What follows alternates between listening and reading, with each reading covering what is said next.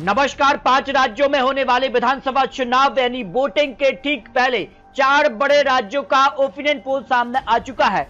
चारों राज्यों के आंकड़े बेहद ही चौंकाने वाले सामने आ रहे हैं, क्योंकि अब यहां पर चुनावी प्रचार शुरू हो चुका है। एसआईआर और यहां पर बात की जाए तो नाम जो कटे हैं उसके बाद काफी खलबली चुनाव को लेकर सामने आ रही है। तो 4 बड़े राज्यों का ओपिनियन पोल चौंकाने वाले आंकड़े। शुरुआत असम को लेकर की जाती है, तो असम में किन मुद्दों पर इस बार चुनाव होने जा रहा है? तो कि एसआईआर, क्षेत्रीय अक्षमता, अवैध घुसपैठ और बेरोजगारी समेत कई यहां पर मुद्दों को लेकर अब चुनावी मैदान में बड़े बड़े नेता उतर रहे हैं। तो फायदा और नुकसान किसे होगा, इसको लेकर संपूर्ण आंकड़े, क्योंकि सबसे लेटेस्ट ओपिनियन पोल आंकड़े सामने आ चुका है।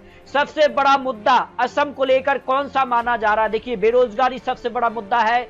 23% लोगों की समस्या है। बाढ़ और पुनर्वास यहाँ 17% लोगों का एक बड़ा मुद्दा है, जबकि भ्रष्टाचार भी 12% के करीब लोगों का एक बड़ा मुद्दा है। इसके अगर बात की तो विकास, महंगाई, कई सामने मुद्दे आ रहे हैं। इन सारे मुद्दों के बाद जो है असम में काफी खलबली दिखाई दे रही है। और नए सर्वे के आंकड़े चौंकाने वाले इसलिए भी है क्योंकि सीएम पसंद पर सबसे बड़ी पसंद इस समय कौन नजर आ रहा है? देखिए, वर्तमान मुख्यमंत्री हेमंता बिस्वा शर्मा या बीजेपी के जो मुख्यमंत्री, उनको 47% लोग यहां पर सीएम के तौर पर पसंद कर रहे हैं, जबकि गौरव गोगोई कांग्रेस उम्मीदवार और इनके नेतृत्व कांग्रेस चुनाव लड़ रही है। 37% लोगों की पसंद में मुख्यमंत्री बन सकते हैं। और यहां पर वदुद्दीन अजमल भी यहां पर 2% लोगों की राय में, और अन्य उम्मीदवार 4%, और कह नहीं सकते 5% लोग ये मानते हैं कि सीएम फिलहाल उन्हें इन नामों में से नहीं पसंद है। तो ऐसे में बात की जा रही कि असम को लेकर जो वोट शेयर, किस गठबंधन को कितना वोट शेयर जा सकता है। भारतीय जनता पार्टी प्लस गठबंधन के लिए 43% के करीब और कांग्रेस गठबंधन के लिए करीब 37% करीब वोट शेयर मिल सकता है असम विधानसभा चुनाव को लेकर, जो लेटेस्ट ओपिनियन पोल के आंकड़े सामने आ रहे हैं। जबकि एआईयूडीएफ को 2% करीब और अन्य के खाते में 5.5% करीब वोट शेयर जा सकता है। और सीटों की बात किया तो असम में एनडीए को 82 से लेकर 92 सीटें, यूपीपीएल को 0 से 2 सीटें, इंडिया गठबंधन को 30 से 40 सीटें, एआईयूडीएफ को 2 से 4 सीट ही मिलती नजर आ रही है।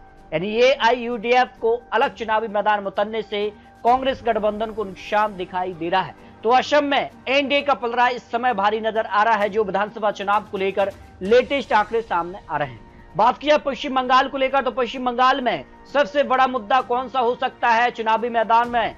प्रधानमंत्री समेत यहां बड़े बड़े नेता केंद्र के उतर चुके हैं। तो ममता बनर्जी क्या यहां पर फिर से खेला करेंगी? इस पर महत्वपूर्ण आंकड़े इसलिए भी हैं क्योंकि एसआईआर हुआ है। एसआईआर के बाद कई लोगों के नाम कटे हैं। इसको लेकर भी काफी यहां पर खींचतान इस समय ममता बनर्जी और यहां पर चुनाव आयोग के बीच दिखाई दे रही है। हालांकि बात की जाए तो यहां पर सीधे तौर पर जो ओपिनियन पोल के आंकड़े, उसमें अगर बात की जाए तो एसआईआर एक बड़ा मुद्दा, अवैध घुसपैठ, कानून व्यवस्था, भ्रष्टाचार, केंद्र और राज्य का जो टकराव है वो भी एक अहम मुद्दा इन चुनावों में गूंजता नजर आ रहा है, जिसका से चुनावी भाषण यहां पर देखने को मिल रहे हैं।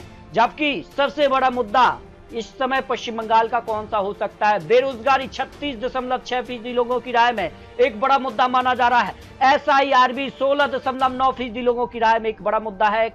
और लॉ एंड ऑर्डर भी यहाँ पर 17.6%, भ्रष्टाचार 10% करीब लोगों की एक बड़ी समस्या है, महंगाई भी 10% है, और अन्य मुद्दे भी यहाँ पर दिखाई दे रहे। कह नहीं सकते 6% लोग इन मुद्दों के अलावा अन्य मुद्दों को यहाँ पर एक बड़ा मुद्दा देख रहे हैं। तो बेरोजगारी हर एक राज्य की एक बड़ी समस्या इस समय बनी हुई है, और महंगाई भी एक बड़ा मुद्दा इस समय नजर आ रहा है। एसआईआर भी एक बड़ा मुद्दा यहाँ पर पश्चिम बंगाल में देखने को मिल रहा है, जो चुनावी प्रचार देखने को मिल रहे हैं। जबकि किस पार्टी, किस गठबंधन को कितना वोट मिल सकता है? तो टीएमसी को 43.7%, भाई भारतीय जनता पार्टी को 39.7%, कांग्रेस पार्टी को 2.2%, लेफ्ट को 3.5% और अन्य को 1.9%। अभी तय नहीं, ऐसे 6% करीब वोट शेयर है, और कह नहीं सकते ऐसे 2% करीब वोट यहाँ पर बाकी है। तो इस मामले में यहां पर ममता बनर्जी की पार्टी टीएमसी आगे निकल जाती है। और अगर सीटों की बात की जाए तो क्षेत्रवाई आंकड़े और गठबंधन के भी आंकड़े आपको दिखाएं तो यहाँ पर मैदनीपुर में 56 सीटें, जहां टीएमसी को 20 से 22 सीटें, भारतीय जनता पार्टी को 34 से 36 सीट, अन्य पार्टी को 0 सीट मिल सकती है। जलपाईगुड़ी की 27 सीट, जो रीजन वाई आंकड़े आपको दिखा रहे हैं, यहाँ पर 4 से 6 सीट टीएमसी, 21 से 23 seat Bharatiya Janata party NDA. Varthaman यहाँ 54 सीटें, जहां 37 से 39 सीटें टीएमसी को, 15 से 17 सीटें भारतीय जनता पार्टी और अन्य के खाते में 0 सीट। मालदा की 49 सीटें, यहाँ 29 से 31 सीटें टीएमसी और 15 से 17 सीट भारतीय जनता पार्टी को, 2 से 4 सीट अन्य के खाते में। प्रेसिडेंसी यहाँ 108 सीट, जहां 69 से 71 सीट टीएमसी और 35 से 37 सीट भारतीय जनता पार्टी और अन्य खाते में 1 से 3 सीटें जा सकती हैं। और गठबंधन की बात की जाए, पश्चिम बंगाल को लेकर जो नया ओपिनियन पोल, इसमें चौंकाने वाले आंकड़े इस समय नजर आ रहे हैं। और टीएमसी को 159 से लेकर 169 सीटें, लेकिन भारतीय जनता पार्टी भी 120 से लेकर 130 सीट और अन्य के खाते में 3 से 7 सीटें जा सकती हैं। पश्चिम बंगाल में 148 सीटों पर बहुमत का आंकड़ा है, जो ममता बनर्जी के खाते में जाता नजर आ रहा है। पश्चिम बंगाल को लेकर जो opinion poll, latest opinion poll है, उसमें सीधे तौर पर टीएमसी का पलड़ा भारी नजर आ रहा है। जबकि केरल को लेकर बात की तो केरल में एसआईआर, एंटी इनकम्बेंसी, महंगाई, बेरोजगारी, यहाँ पर सबरीमाला, सोना चोरी केस भी, कई मुद्दे चुनाव में इस समय गूंजते नजर आ रहे हैं। और सबसे बड़ा मुद्दा बेरोजगारी, 16% लोगों की समस्या बनी हुई है।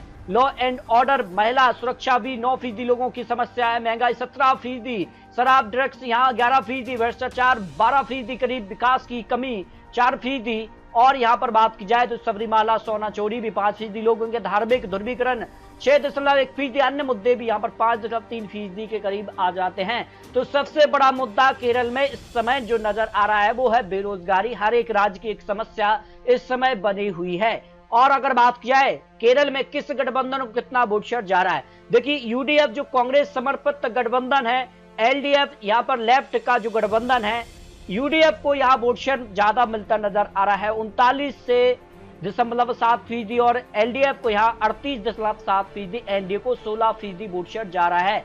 और वोट शेयर को अगर सीटों में कन्वर्ट किया जाए तो देखिए एलडीएफ को यहाँ 63 से लेकर 73 सीटें, जबकि यूडीएफ जो कांग्रेस का गठबंधन है, ये यहाँ पर ज्यादा सीटें हासिल कर रहा है। 64 से लेकर यहाँ पर 74 सीटें जा सकती है। और एनडीए को 1 से 5 सीट की संभावना केरल को लेकर लगाई जा रही है। यानी केरल, यहाँ पर पश्चिम बंगाल में सीधे तौर पर बड़ा उलटफेर सामने आ रहा है। जबकि तमिलनाडु की बात की तो तमिलनाडु को लेकर भी इस बार बड़े बड़े दावे किए जा रहे हैं। हारो जीत को लेकर अपने अपने यहाँ पर जो है जिस कार के बयानबाजी है। हालांकि कई मुद्दे इस समय गूंजते नजर आ रहे हैं चुनाव को लेकर, केंद्र और राज्य का टकराव, भाषा, महंगाई, बेरोजगारी और परिवारवाद को लेकर भी बड़े हमले किए जा रहे हैं। जबकि बात की जाए तो यहाँ पर तमिलनाडु में सीएम पसंद पर सबसे ज्यादा आंकड़े किसके पक्ष में नजर आ रहे हैं, तो सीएम के पसंद में अगर बात की तो एम के स्टालिन को ही, यानी डीएमके प्लस कांग्रेस जो है वो यहाँ 39% लोगों की राय में सीएम बन सकते हैं। हालांकि पलनीस्वामी एआईडीएमके जो गठबंधन है, जो भारतीय जनता पार्टी का गठबंधन है, वो भी ज्यादा पीछे नहीं है, 38% लोगों की राय में वो भी यहाँ पर सीएम की पसंद बन सकते हैं। और विजय जो यहाँ पर है वो 14% लोगों की राय में सीएम पसंद पर ये आंकड़े सामने आ रहे हैं। अगर किस गठबंधन की बात की कितना वोट शेयर जा रहा है, देखिए डीएमके प्लस कांग्रेस गठबंधन को 39% वोट शेयर, लेकिन यहाँ पर AIA DMK plus Bharatiya Janata party का जो गठबंधन है वो वोट शेयर में आगे निकलता नजर आ रहा है। 41% लोगों की राय में